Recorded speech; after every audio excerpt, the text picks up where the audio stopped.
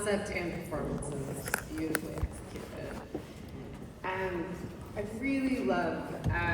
your vision here. I think, from the first few frames, we get to hear the audio before we see anything, and then we get to see the grain and the texture of the 35 millimeter, and then we have like the sprockets and the squares over the opening credits, and it just feels like you're telling us from the very beginning, like, hey, this film was like constructed, it was built for you. And also you're letting us know that the story is very much going to be about perspectives and framing, and that is a theme we see throughout, especially with the lensing. At what point, when you were either reading the script or watching the source material, did you know what the visual language of this film was going to be? Well, first of all, you're really speaking my language and saying all the right things. I'm so moved that you pointed all those things out, because all of that came out of this real collaborative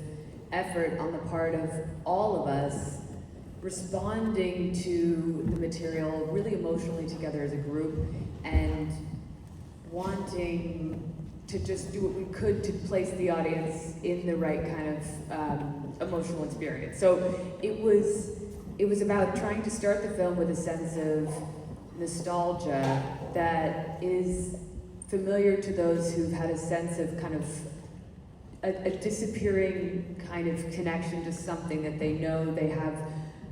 a handle on, but they're kind of losing grasp of. But it feels very potent, and they're grasping for it. And we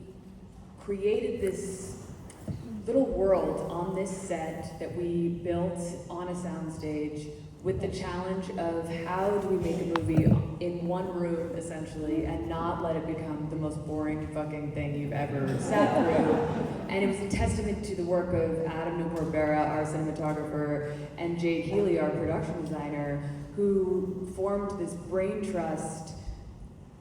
with me, which was incredible, because we took on this challenge of how do we create frames within frames, how do we, in Adam's words, turn faces into landscapes and just try to make it all feel emotional at every point. But